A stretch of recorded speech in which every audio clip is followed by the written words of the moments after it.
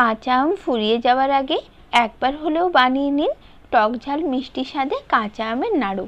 আপনারা তো আম দিয়ে অনেক রকম রেসিপি তৈরি করে খেয়েছেন, তাই একবার হলেও এই নাড়ু তৈরি করে খেয়ে দেখুন, একদম মন ছুঁয়ে যাবে। যাকেই বানিয়ে খাওয়াবেন একটা খেয়ে কারো মন ভরবে না, আর অবশ্যই রেসিপি জানতে চাইবে, সঙ্গে আপনার দারুণ প্রশংসা করবে। আর এই নাড়ুগুলো সংরক্ষণ করে আপনারা সারা বছর খেতেও পারবেন। তাই আর দেরি কেন, আজই বানিয়ে নিন কাঁচা আমের তৈরি এই রেসিপি। নমস্কার বন্ধুরা, আমি সোমা। আমার চ্যানেলের নতুন একটি পর্বে আপনাদের সবাইকে স্বাগত। চলুন তাহলে আজকের রেসিপি শুরু করা যাক। কাঁচা আমের টক ঝাল মিষ্টির নাড়ু বানিয়ে নেওয়ার জন্য আমি 1 কেজি কাঁচা আম নিয়েছি। এখন আমগুলোর খোসা ছাড়িয়ে নিয়েছি।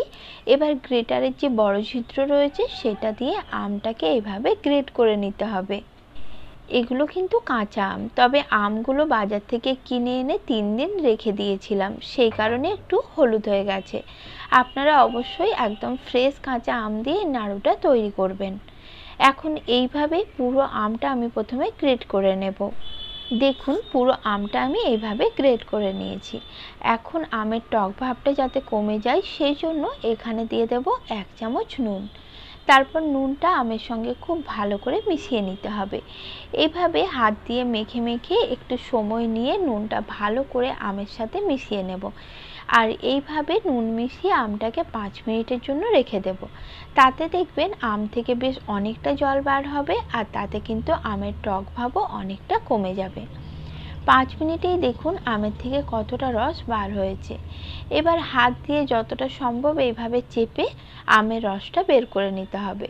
তারপর এই আমটাকে আমি ডাইরেক্ট জলের মধ্যে দিয়ে দেব, আর জলের মধ্যে আমটাকে খুব ভালো করে ধুয়ে নেব। 2 থেকে 3 বার জল পাল্টে আমটাকে খুব ভালো করে ধুয়ে নিতে হবে। তাতে দেখবেন আমের টক ভাবটা কিন্তু বেশ অনেকটাই কমে গেছে। এইভাবে আমি প্রথমে আমটাকে ধুয়ে রেডি করে নিচ্ছি। আর দেখুন আমের থেকে কতটা রস বার হয়েছে।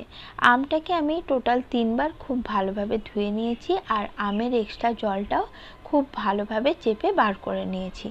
এখন এর মধ্যে আমি দিয়ে দিচ্ছি চিনি। আমি এখানে 1 কাপ চিনি দিলাম, মানে এখানে 300 গ্রাম মতো চিনি নিয়েছি। আপনারা যদি মিষ্টির পরিমাণ বাড়াতে চান তাহলে আরও কিছুটা চিনি অ্যাড করতে পারেন। আবার যদি আমার মতো হালকা একটু টক ঝাল রাখতে চান সেক্ষেত্রে 1 কেজি আমের জন্য 250 থেকে 300 গ্রাম চিনি দিলেই হবে। এখন তার সঙ্গে দিয়ে দিলাম 1/2 চামচ কাশ্মীরি লাল লঙ্কার গুঁড়ো, 1 চামচের 4 ভাগের 1 ভাগ দিলাম হলুদ গুঁড়ো, 1/2 চামচ দিয়েছি ভাজা ধনে ও জিরের গুঁড়ো, ঝালের জন্য দিয়েছি 1/2 চামচ চিলি ফ্লেক্স, আর 1 চামচের 4 ভাগের 1 ভাগ দিয়েছি বিট লবণ, আর সামান্য খাবার নুনও আমি এখানে অ্যাড করে দিয়েছি। এখন সব কিছু একসঙ্গে খুব ভালো করে মিশিয়ে নিচ্ছি। আর অবশ্যই চেষ্টা করবেন এখানে বিট লবণ ব্যবহার করার, তাতে দেখবেন নাড়ুর টেস্টটা কিন্তু বেশ ভালো হয়। এখন সব কিছু ভালো করে মিশিয়ে এইভাবে মিশ্রণটাকে আমি 10 মিনিটের জন্য রেস্টে রেখে দেব। তাতে দেখবেন চিনিটা কিন্তু বেশ ভালো মতো গলে যাবে। আর এই নাড়ুগুলো দীর্ঘদিন সংরক্ষণ করে রাখার জন্য আমি এখানে 1 চামচ দিয়ে দিলাম হোয়াইট ভিনেগার। হোয়াইট ভিনেগার হাতের কাছে না থাকলে আপনারা এখানে 1 চামচ লেবুর রসও ব্যবহার করতে পারেন। ফিরে এলাম 10 মিনিট পর, আর 10 মিনিটেই দেখুন চিনির রসটা কিন্তু বেশ গলতে শুরু করেছে। এখন এই মিশ্রণটিকে আমি কড়াইয়ের মধ্যে নিয়ে নিলাম। এবার গ্যাসের ফ্লেম মিডিয়াম হাইতে রেখে আমি এই মিশ্রণটা রান্না হতে বসিয়ে দেব। তবে কন্টিনিউ এটা নাড়াচাড়া করতে থাকতে হবে, কারণ চিনির রসটা ক্রমশ ঘন হতে শুরু করবে। অনেকক্ষণ ধরে গ্যাসের ফ্লেম কমিয়ে এটা রান্না করার কোনো প্রয়োজন নেই।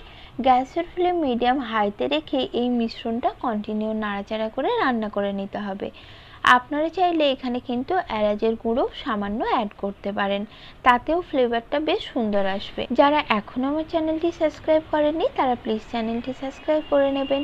এতে যখনই আমি কোনো নতুন ভিডিও আপলোড করব তার নোটিফিকেশন সঙ্গে সঙ্গে আপনাদের কাছে পৌঁছে যাবে। যারা ফেসবুক থেকে আমার এই ভিডিওটি দেখছেন তারা প্লিজ পেজটিকে ফলো করে নেবেন। দেখুন 10 মিনিট আমি এই মিশ্রণটি রান্না করে নিয়েছি, আর 10 মিনিটের মধ্যেই চিনির এই মিশ্রণটি কতটা ঘন হয়ে গেছে। আর আমের কালারটিও দেখুন আগের থেকে সম্পূর্ণ চেঞ্জ হয়ে গেছে। দেখতে কালারটি কতটা সুন্দর হয়েছে। আমের এই মিশ্রণটি রান্না করতে করতে যখন দেখবেন কড়ার গা ছেড়ে খুব সহজেই উঠে আসছে, তখন বুঝতে পারবেন নাড়ু তৈরির জন্য এই মিশ্রণটি একদম রেডি। এবার গ্যাস অফ করে মিশ্রণটিকে পুরোপুরি ঠান্ডা করে নিতে হবে। পুরোপুরি ঠান্ডা করে নিলেই দেখবেন মিশ্রণটি এরকম শক্ত হয়ে যাবে। এবার মিশ্রণটির থেকে অল্প অল্প কিছুটা অংশ নিয়ে নাড়ুগুলো এভাবে পাকিয়ে নিতে হবে। আর কত সহজেই দেখুন আমের এই নাড়ু তৈরি হয়ে গেল। দেখতেও যতটা সুন্দর, খেতেও কিন্তু দারুণ টেস্টি হয়। একবার শুধু বাড়িতে তৈরি করে দেখুন, সবাই আপনার খেয়ে ভীষণ প্রশংসা করবে আর বারবার এই রেসিপিটি বানাতে বলবে। আর এইভাবেই দেখুন সবকটা নাড়ু পাকিয়ে আমি রেডি করে নিয়েছি। আজকের রেসিপি আপনাদের কেমন লাগলো কমেন্টে অবশ্যই জানাবেন। ভালো লাগলে ভিডিওতে একটা লাইক করে দেবেন।